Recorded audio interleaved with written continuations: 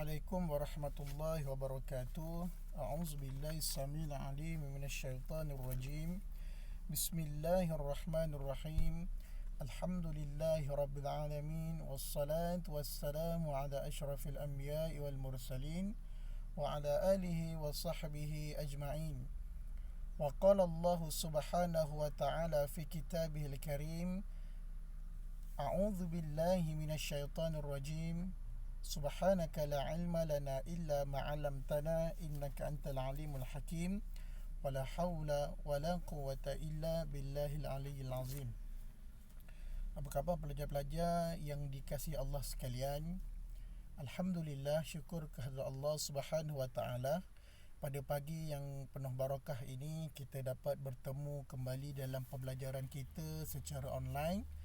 Pembelajaran di rumah pada pagi ini insya-Allah bagi mata pelajaran Nahwu Pondok 2, kita sambung ataupun kita murajaah ulang kaji pembelajaran kita yang lalu, iaitu pada bab i'rab, bab yang kedua, iaitu perubahan baris akhir perkataan.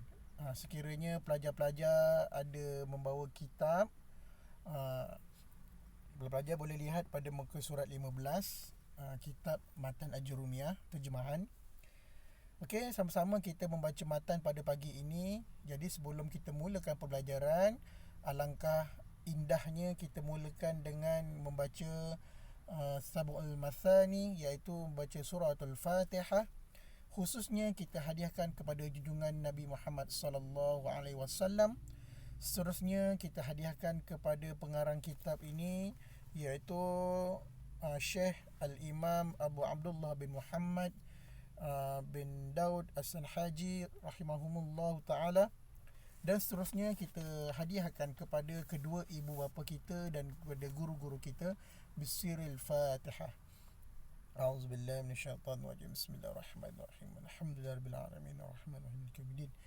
Iyyaka na'budu wa iyyaka nasta'in ihdinas siratal mustaqim siratal ladzina an'amta 'alaihim ghairil maghdubi 'alaihim waladdallin. Amin. Ya, alhamdulillah. Jadi kita mulakan dengan bacaan matan ta'riful i'rab. Al-i'rab huwa at-taghyiru awakhiril kalimi li ikhtilafil awamil ad-dakhilati 'alaiha lafzan aw taqdiran. Saya ulang. Al-i'rab huwa taghyiru awakhiril kalimi li ikhtilafil awamil ad-dakhilati 'alaiha lafzan aw taqdiran. Okey, apa pengertian al-i'rab wa taghyiru? Taghyiru ialah perubahan, taghyiru awakhiril kalim, perubahan baris akhir perkataan. Dia punya keyword dia perubahan baris akhir perkataan. Jadi di dalam bab i'rab ini, secara majoriti semua kalimah yang kita akan belajar semua berubah baris akhir.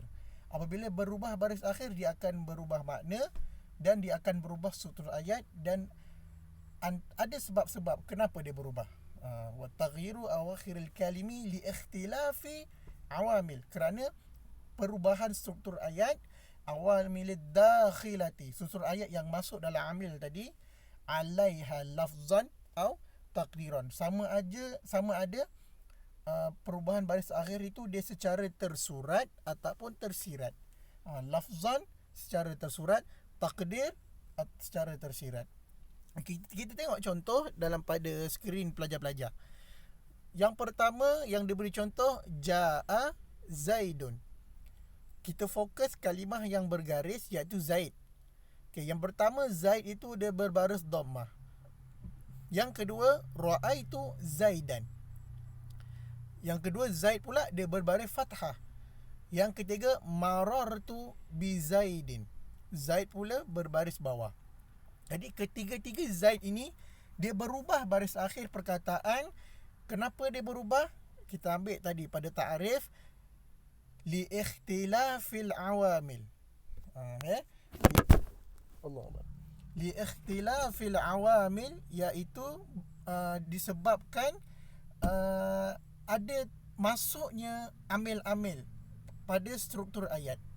Maksudnya amil tu ada perkataan, ada kalimah, sesuatu kalimah yang masuk dalam sebelum Zaid itu menyebabkan dia berubah baris. Okey, contoh yang pertama, Ja'a Zaidun. Kenapa Zaid itu berbaris dhammah? Okey, Ja'a fi'il madi, Zaid fa'il. Fa'il dan fa'il. Jadi Zaid itu dia menjadi fa'il, dia jadi fa'il baris dhammah disebabkan ada fi'il madi sebelumnya. Jadi Zaid telah pergi. Okay, yang kedua, ra'aitu Zaidan. Ra'aitu Zaidan, Zaid, saya telah melihat Zaid. Dekat situ ada dhamir yang takdir, dhamir yang tersirat, ra'aitu, tu. Ya. Ra'aitu, ra'a melihat. Tu dhamir dia ana. Takdiruhu ana dhamir. Zaidan dia jadi maf'ulun bih. Maf'ulun bih, objek dia mansub. Mansub bi fathah. Jadi berubah makna, berubah baris, berubah makna. Disebabkan telah masuknya amil-amil yang menyebabkan berubah struktur ayat. Jadi ra'aitu Zaidan, saya telah melihat Zaid. Kan lain. Yang pertama tadi, Zaid telah berjalan. Yang kedua, saya telah melihat Zaid. Yang ketiga pula, marartu bi Zaidin. Dekat sini ada huruf jar. Marartu, marara fi'il madi, tu dhamir takdiru ana. Tu dia kembali kepada dhamir ana. Saya berjalan. Tu dhamir dia ana. Bi Zaidin, ada bi. Bi itu adalah huruf jar. Bila huruf jar, hukum jar, apabila ada masuk huruf jar selepas huruf jar, mesti hukumnya marfu, mesti hukumnya isim majrur, dia dengan berbaris kasrah.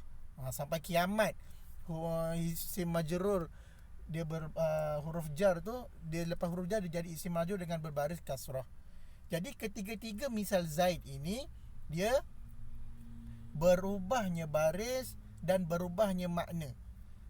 Jadi dekat sini kita boleh lihat, Zaid tu setiap kali Zaid berubah makna, berubah baris, dia akan berubah makna disebabkan ada amil-amil sebelum dia. Itu sebab kita baca Al-Quran juga, kita kena jaga bacaan kita, kita kena jaga baris. Kalau baris itu tidak mempengaruhi makna, tak apa lagi. Kalau mempengaruhi makna, susahlah.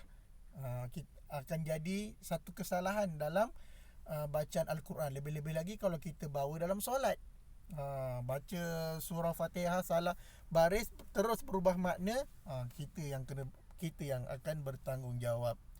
Okey, jadi untuk hari ini Ustaz rasa cukup sekadar penerangan pada hari ini. Penerangan pada hari ini iaitu ta'arif, i'rab dan juga contoh. Jadi Ustaz harap pelajar-pelajar semua akan faham jelas.